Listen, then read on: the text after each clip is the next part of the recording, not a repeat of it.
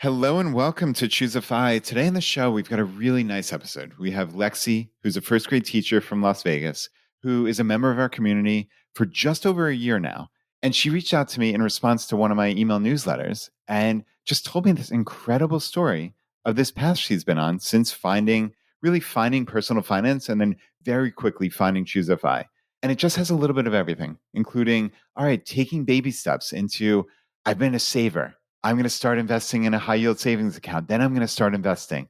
Hey, I'm a teacher. I can start maxing out different accounts that I have an option for. Hey, I have questions. Where can I find the answers? Well, I can find them through the ChooseFI local group, in her case in Las Vegas. There's a lot here. And I think really every single person in our community can take something from this. I think you're really going to enjoy this. And with that, welcome to ChooseFI.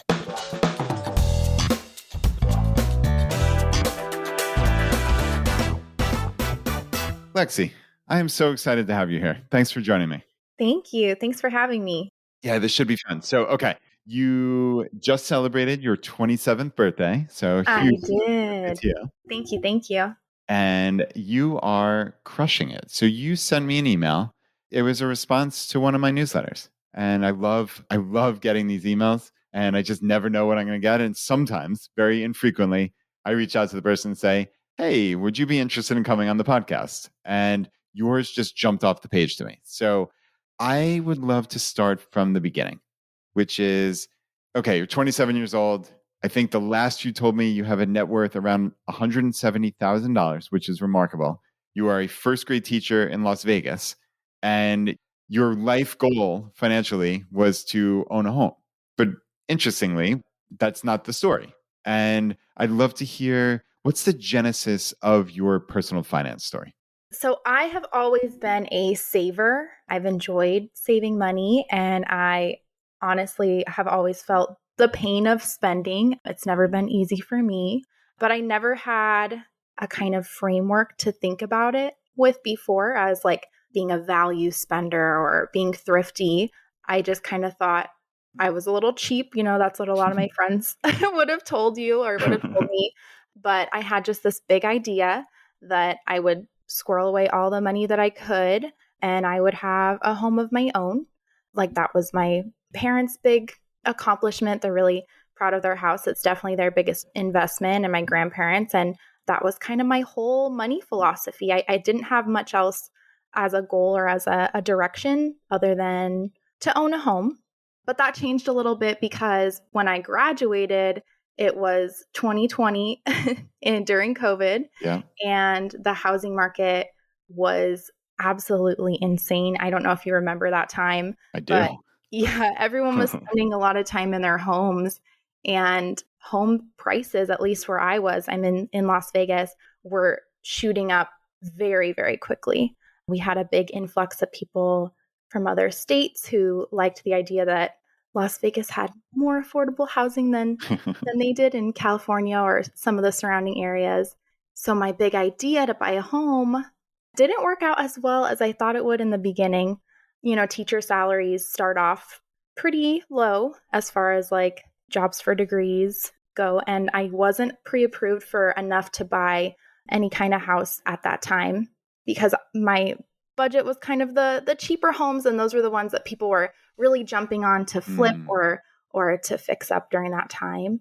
Anyway, I decided to really invest in my skills during that time. I went and got my master's degree, and I did everything I could to just continue to squirrel away money. I was babysitting, I was tutoring. That's kind of the only thing I had in mind.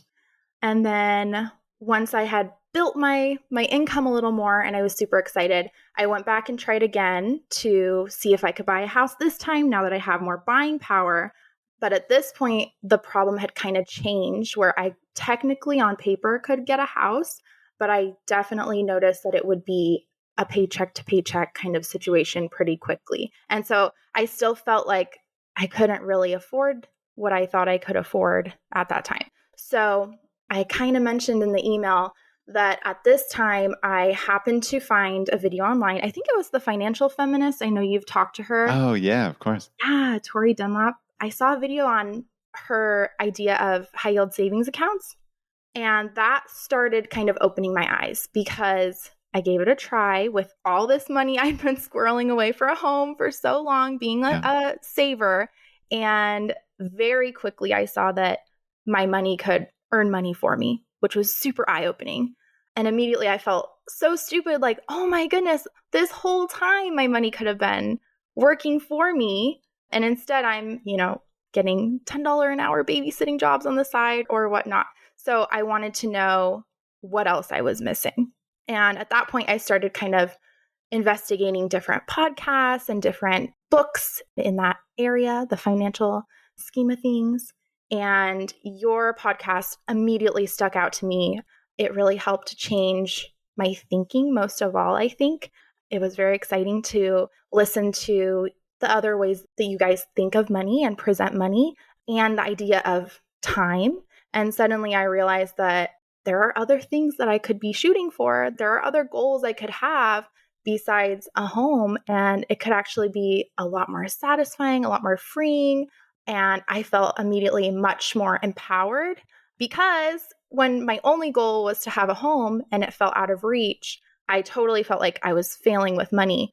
And then to hear, oh my goodness, I can be investing. I have all these options. Like the money that I've been saving up is not just worthless because it's not, buying me a home right now. It can literally be working for me and build this foundation for me to eventually have a kind of wealth of my own and this freedom of my own. And it just totally blew my mind. Wow. Lexi, that is amazing. I mean, that is quite a FI story in the first 6 minutes of the podcast. That's absolutely remarkable. We could probably hit stop right there and call it a day.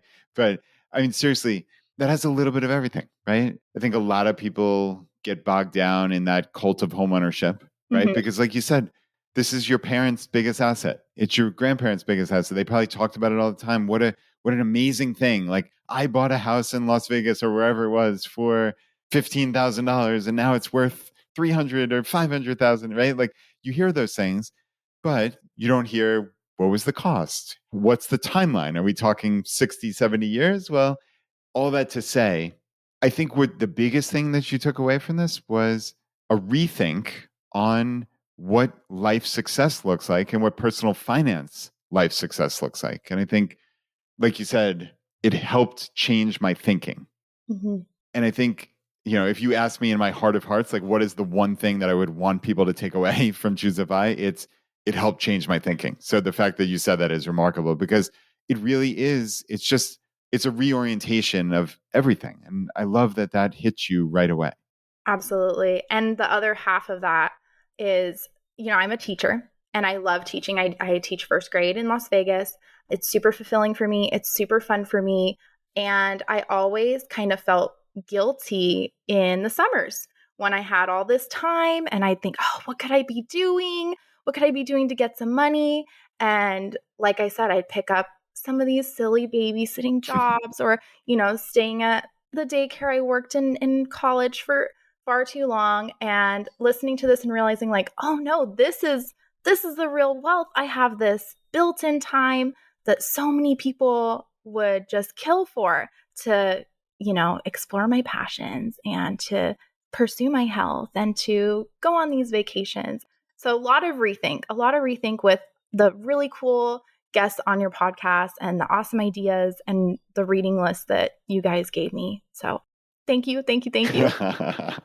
Wow. This is, I love it.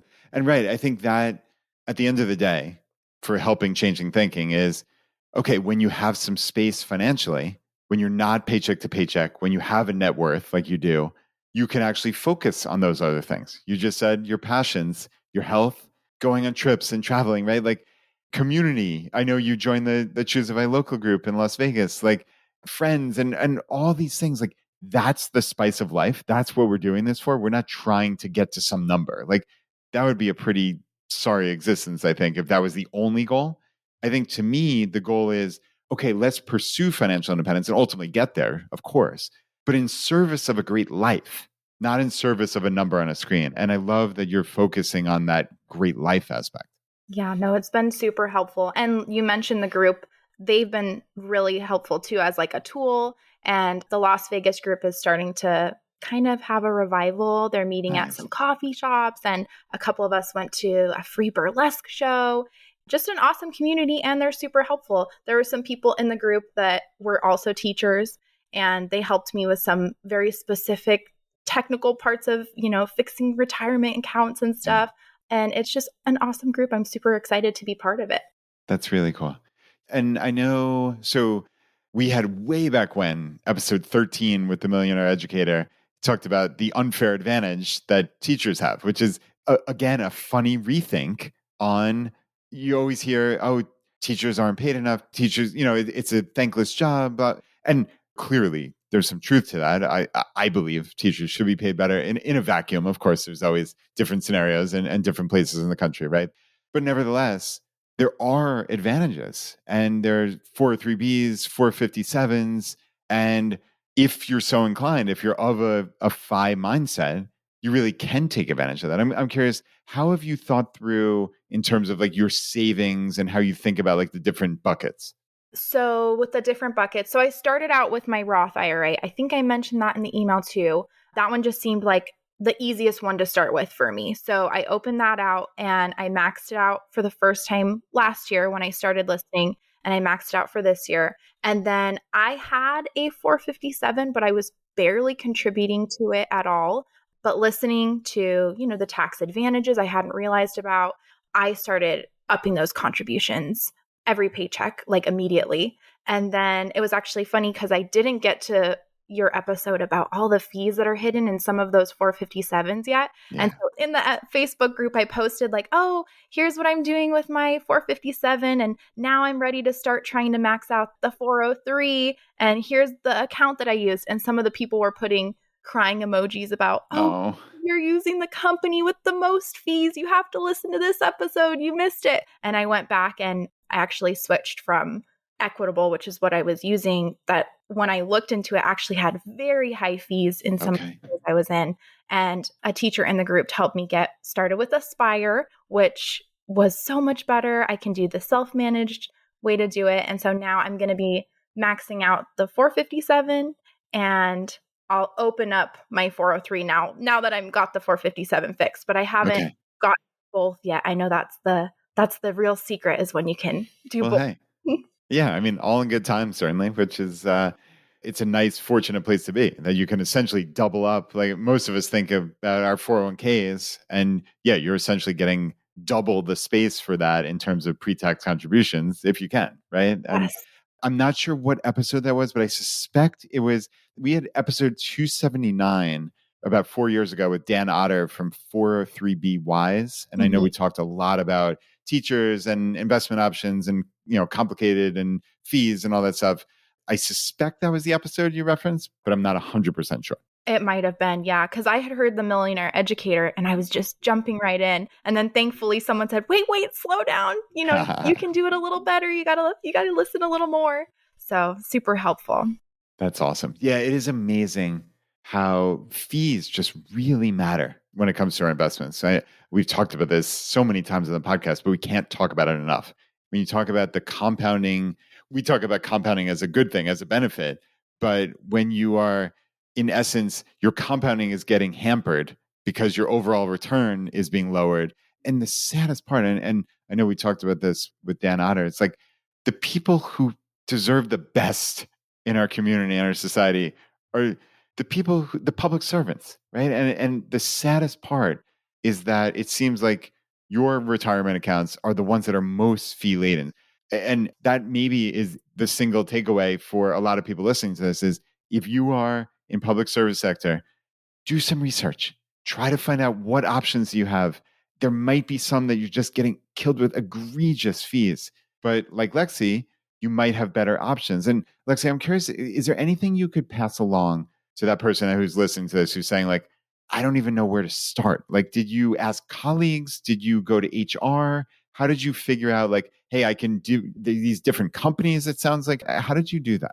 So when I posted in the local group for the ChooseFI local group, a teacher jumped right on and he actually let me just private message him. And he told me like, hey, check it out. Here's the options. But the best one is Aspire. And it's true. I looked on there. There had been, I think it was Vanguard was on there like way far in the past and they took it off or something. But anyway, and then he let me know the page that I could contact for their website. And when I called up, I said, hey, I just need the paperwork for setting up a self-managed account. And I just filled out that paperwork myself and it was pretty easy. But if I hadn't had the group, it definitely would have been a little harder to find the information. It's a little bit buried. And listening to that episode, I very much felt like I could relate to his story where it was not easy to find the information on starting your accounts. And so when someone reached out to me, I thought they were from my school district when they said, hey, don't you want this information on retirement? And I was like, yeah, like I'm not finding this information easily. Like I would love to know about it. And I literally thought they were from my school district until I listened to the episode and went back and realized, oh, they are just a company. They're an insurance company. They're selling. Yeah. I had no idea this is a product I was getting. And I didn't even realize. So the information you do have to look for. It's not super accessible. It's not like when they hired me, they said, hey, here's how, the pension works. And here's how the 403s or 457s. They didn't give you any information. You have to do a little bit of digging. But I found the group super helpful because there were other teachers in my same school district that said, here's it. We found it. We put in the work. We found, the company and the easiest one. And here's the receipts, and it was easy to replicate. Isn't that a cool aspect of having a network or being a part of a community, right? Is like, you don't have to do the research. And this is not to say abdicate all responsibility. And you obviously aren't saying that, but no joke, not an hour before we got on this call, I had a conversation with a friend and I was talking about how this is something that I do in my life is I have a trusted network of people that are, great friends of mine. And when I know these people are smarter than me and have done tons of research on whatever the topic, like I was literally talking about Paula Pant, who is an amazing podcaster from Afford Anything. She is an expert on, I kid you not, sunscreen. Oh. Okay. Which is so bizarre. And she's going to laugh if she hears me talk about this, but she's an absolute expert on that. So she gave me, here's the tip on you should be buying zinc oxide and it should be this. And I'm probably going to get the terminology wrong. So Paula, I'm sorry if I'm messing this up, but I was saying this is the joy of having a network is you can rely on people. And I love that you're highlighting the ChooseFI local groups. So for everybody out there, we have groups on Facebook. So ChooseFI.com/local. And there are 300 cities across the world. And as of now, as of the day we're recording this, we actually just started creating those groups on our website, which is awesome. So you can just go to ChooseFI.com. So now we're not beholden to Facebook in any way. We don't have to deal with their algorithm. Just go in the upper right corner and just register, create an account, and then there's a login button. So on our website now, we're going to have all of these groups, a ton. We already have thousands of people literally on the first day that signed up. And it's just really exciting. So, Lexi, I love how you're highlighting hey, just ask the question, right? Instead of, like you said before, what else was I missing? Right. Right. And it's such a critical question because you don't know what you don't know until you actually do. And how can you know that unless you ask people, unless, hey, are there any other teachers or whatever, fill in the blank for whatever job you have. I think that's a brilliant strategy. And I love that you jumped into it so quickly like that. And now it's nice to hear that the Vegas group is coming back too. Yeah. I think when I first joined, it was a little dormant, but they're really starting to get together. I think there's going to be a book club, which is another aspect of this that I've really loved. All the book recommendations that I've gotten from ChooseFI have been super interesting reads. And I love having a group to discuss it with too. That's super exciting and fun. That is so cool. Not to put you on the spot, but any books jump out to you that you would recommend to one of your colleagues or a friend? Oh, I think my favorite one recently was the Quit Like a Millionaire. I know it was from a while ago, but I loved her writing style. I loved her voice. I thought the information was amazing. I just really enjoyed it quite a bit. And then the first group from the Las Vegas group that's reading together, they're doing Just Keep Buying. Yeah. And I read that one too. Yeah. And that one was really good too, putting things in perspective.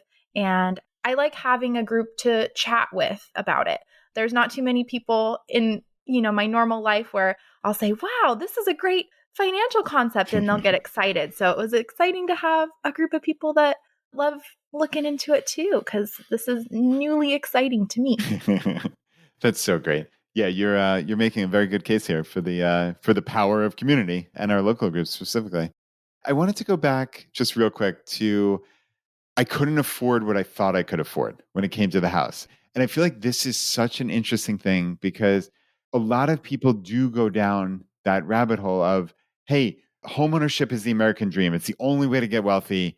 And you just, similar, frankly, to, hey, this person called me up and I thought it was HR basically. And like when you go and get a mortgage, and there's nothing wrong with what you did. I mean, that's perfectly normal, right? Like as humans, I think most of us think other people are looking out for us. And sadly, a lot of times they're trying to sell us something. And I think you have to always look to what are the people's incentives, right? And if the incentives for them are to make money off of you, well, they're usually not going to act in your best interest. And I fear that that happens a lot of times with mortgages as well, right? Like everyone has an incentive for you to get the most expensive house you can possibly get, but you, because like you said, you crunch the numbers. And even though your parents and grandparents had said, this is what you should do, you would have been living paycheck to paycheck, even though you could have afforded it, technically, quote unquote, we'll say, on paper or whatever the mortgage company was telling you.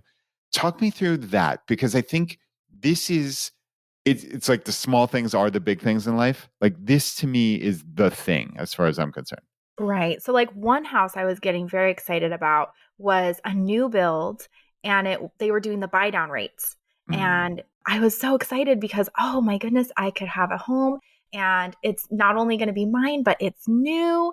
And they're showing me the numbers for year one. And I'm, oh, okay, yeah. And then, oh, but year two, it goes to this. Oh, and oh, by year four, it's astronomically larger. And by the way, did we mention that's not with the HOA, or if you're going to pay PMI, or there's what is the SID when you have like a community fee. And when I'm adding it all together, I was like, this house that you're telling me is, 2,000 or 2,500 ends up being 3,000 or 3,200 with all of these, once the rate goes to its normal rate after the buy down period with all of these fees. And it just didn't seem very sustainable to me at all. And then looking at usually when you buy a home, when I was reading about it, it's good to be able to have a couple exit strategies. So like, could you rent it out or something? And I'm looking at these little houses that have no yards and they're attached to your neighbor and thinking, could I get 1% of a $3,000, no, I Yeah. don't think I could. I don't think I could get what I would need to rent it out or to make this worthwhile. So even though they would loan me the money and I could sign for the home and technically I could make it happen, it just seemed like, hey, I'm trading a lot of things in my life. Like I do like to travel and go on vacations and have some flexibility, and I do like to save. And I don't want to see my whole paycheck going out the door, even if it is for this beautiful home that that no one's even lived in yet. And then the older homes with the rates that are going on right now were honestly not much better. They're very comparable because, yeah, it's just Las Vegas is a great place to live right now. We got sports teams coming, people keep Yeah, coming, that's right. and there's a lot of awesome stuff about the growth, but the mortgage prices are certainly growing as well, very quickly, faster than I was super comfortable with. So I was very excited to stumble upon a lot of this information, especially at the time when I found it, so that I didn't sign for something that was a little bit more than I could chew or more than I'd be super comfortable with later on in my life. Yeah, and I love how you talked about exit strategies. That's such an interesting way to look at it. And what you did was to I guess quote Charlie Munger, who's quoting somebody else named Jacoby, I think it was. So it's invert, always invert, is what he said. So what you did was you took, as we talk about in real estate investing, the 1% rule, right? So if a house costs $300,000, you should be able to get about 1% of that price in rent per month. So that would be $3,000. Now, most places that really most people want to live, it is very difficult to get the 1% rule. It's almost impossible. And that's what makes it what's so interesting about it. And we just think like, because again, we've all been led to believe real estate is the best investment there is, right? Like you always hear this nonstop. It's this cult of home ownership. But realistically, if you're getting 1% per month, that's a 12% gross return total on top of foreign expenses. And then there's all of your expenses, all the normal property taxes, insurance, all these things, maintenance, property management, if this is just an investment. So if you get half of that gross return, that's only a 6% return. And then you're banking on appreciation. So, Lexi, that's even if you could get the 1%, which, like you said, there's no way on earth I can get the 1% based on what you were looking at, right? So it's like when you inverted it and said, hey, does this actually make any sense? Or am I maybe being like led to believe something that is not entirely true? So I wanted to slow down on that because I think it's just absolutely brilliant. Yeah, and then the houses that was like the new build I was looking at, but some of the ones I was looking at that were older homes too, I would not realize until later on some of the issues. My dad luckily has a background in construction, and so sometimes I'd get so excited, "Oh, but look, this looks like a great deal for the area or something." And he'd come in and say, "Well, this is why it's a good deal. It's going to need a lot of money to fix up." And so that was another aspect that I don't think I had considered ever until I was getting super into this is a lot of these homes end up needing massive repairs and it's going to come out of pocket most of the time. So it was just a lot more of an expense than I had initially conceptualized when I thought, oh, well, I'll just buy a house. I'll just squirrel away my money and someday it'll be enough for a home. Right. As if that were the only goal. And I think that again is that help change my thinking part of, hey, what does a holistic financial life look like? Right. And I'm sure you've heard me say something to the effect of if your home is your biggest investment, like everyone else has led us to believe, and you're pursuing FI, something has gone terribly wrong. Like there's no world where your home will ever be your biggest investment if you are pursuing financial independence. It's just not the way it works because the way that we get wealthy, and I'm talking about your primary residence for anybody out there yelling at me right now. This is if you're a real estate investor, that's a separate thing. Let's be clear, right? But we're talking about your primary residence. I mean, Lexi, we invest money, and that's what's so fun about it. We invest it in the market. I know you talked about high yield savings account as your kind of gateway drug to investing. And I think as someone who is unnecessarily hard on himself, you said the words, I felt so stupid. And I just want to say, like, you were highly unnecessarily hard on yourself there. And again, from one person to another. But it's easy to feel that way when like you feel like you missed something.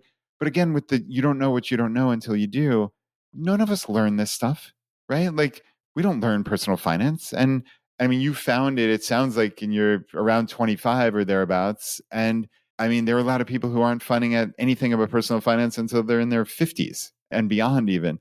So, I mean, I know it feels frustrating that, like, hey, why didn't I learn this when I was 17? But I mean, you're nailing it. So I just wanted to give you a little kudos there. But talk to me about, like, hey, I found like this money is earning money for me. And how good does that feel as opposed to and it's not to presuppose that you can't babysit anymore, but like, when you're looking at, oh wow, look at how much money this money's earning me as compared to all this random hustle that I'm doing, maybe I could upskill a little more like you talked about. So anyway, I'm going on a little long here, but I'd love to hear your thoughts on the couple of things that I just talked about.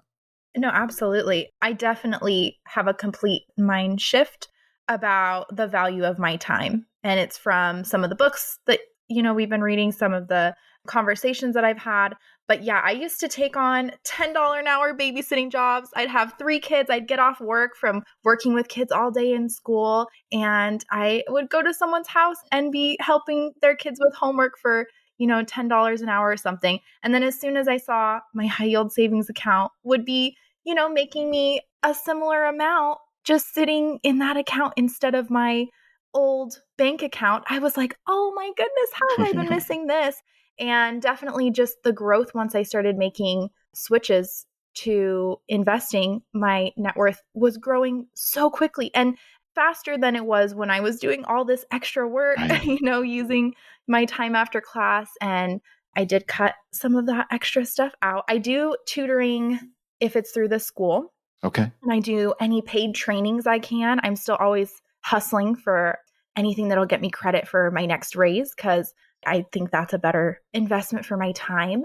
But I did cut out a lot of the other things because I saw, wow, my money is literally working harder than me just sitting in the right accounts. Or once I'm putting it in this Roth, or I'm putting it in this high yield, and I don't have to, be helping out cleaning the daycare center or, changing diapers after work. This is so much better. That's amazing. And yeah, that's the cool part is you haven't stopped the side hustles. You haven't stopped, but you can allocate your time better and wiser. And I love that. So it's just a reorientation of like, how do I value my time? And I think that's a cool aspect, frankly, of being on this path to being wealthy, right? And like you have this money now working for you. So I'm presuming that, okay, you were this diligent saver, right? You were saving for the down payment. But before the high yield savings, I suspect it was just sitting, earning virtually nothing at that point, right? Oh, absolutely. And I had no concept. It was just I was putting it in a normal savings account that was making me a couple pennies a year, probably, like nothing.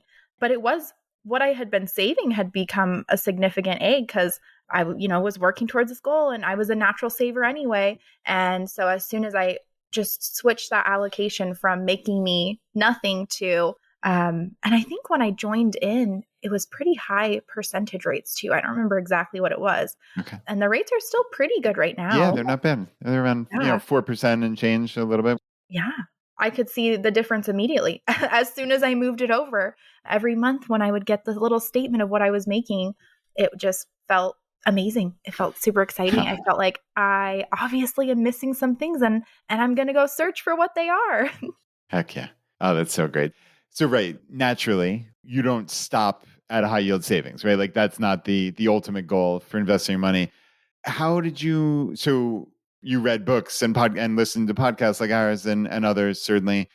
And I'm assuming you learned about investing in the market and low cost index funds and things like that. But talk me through that and then how you started shifting. If I'm not sure, did you do it in a lump sum? Are you doing it over time? Like talk us through like the nuts and bolts of how you're doing that. I wish I could have just done it in a lump sum because everything I read said, oh, you have this big, egg you're sitting on, just put it into the market and it's going to do the best work that it can for you.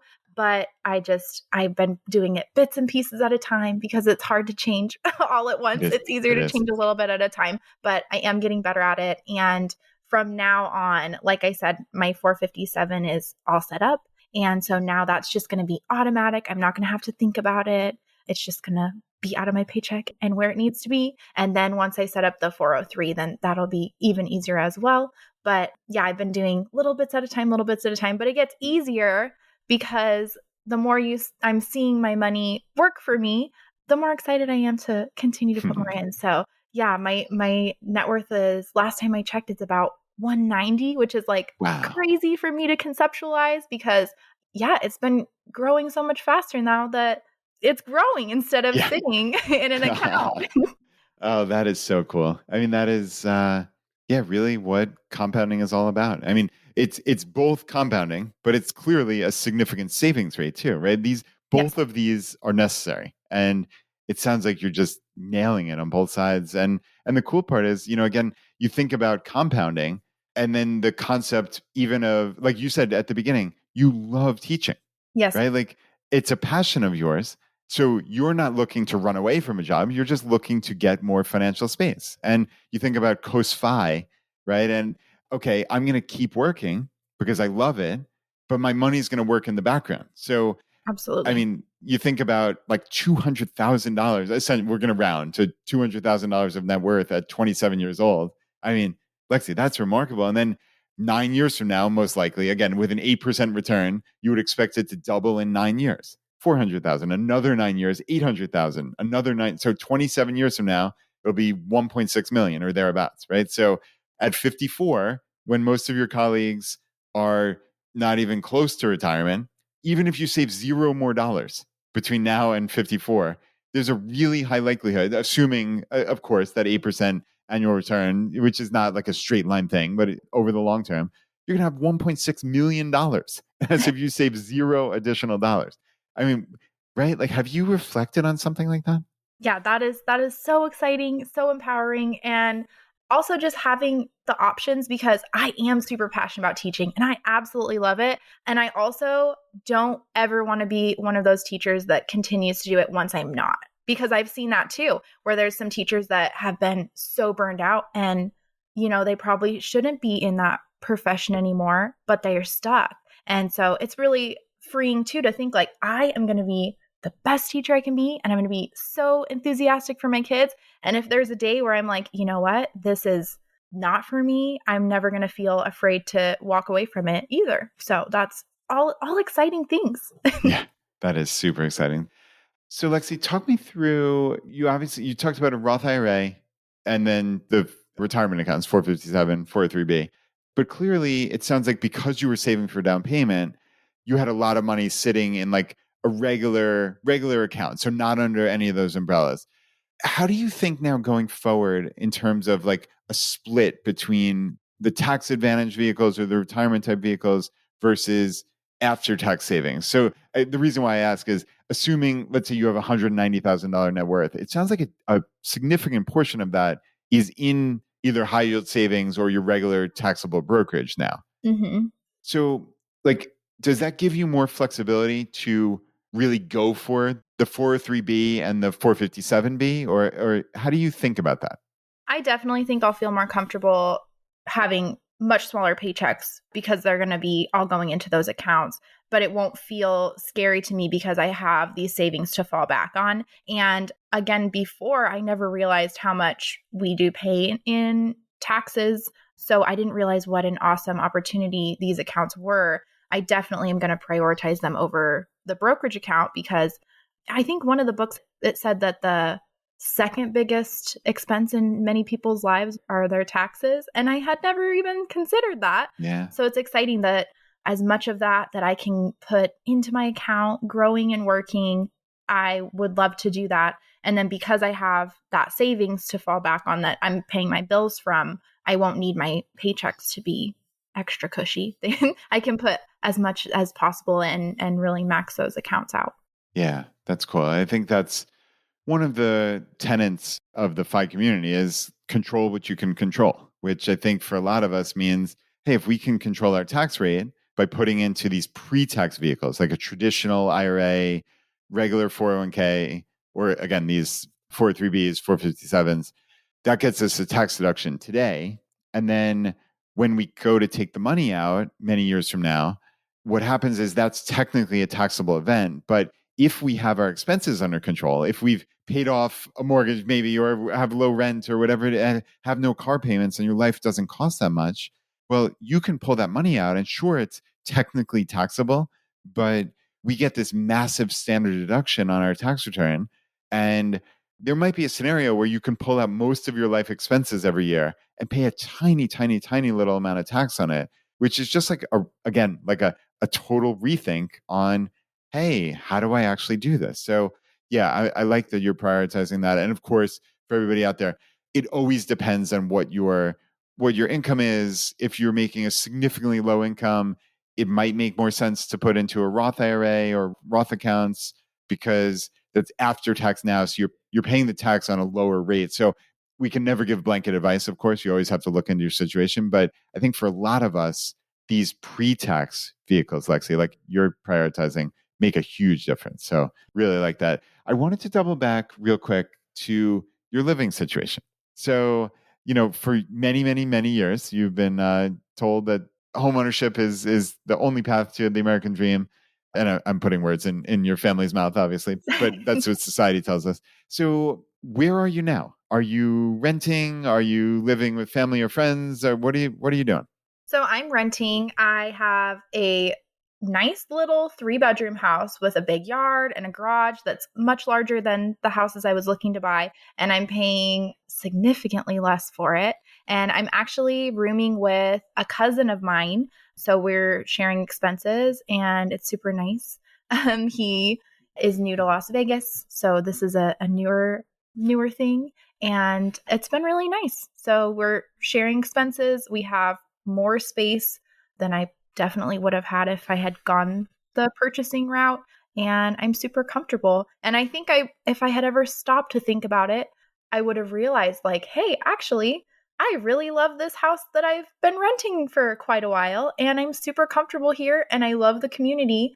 But I just kept looking at these houses to buy that maybe I didn't like the neighborhood as much. I'd probably have a smaller space. A lot of the newer houses or the houses around me, they don't have yards, which has always been important to me. I love my bonfires.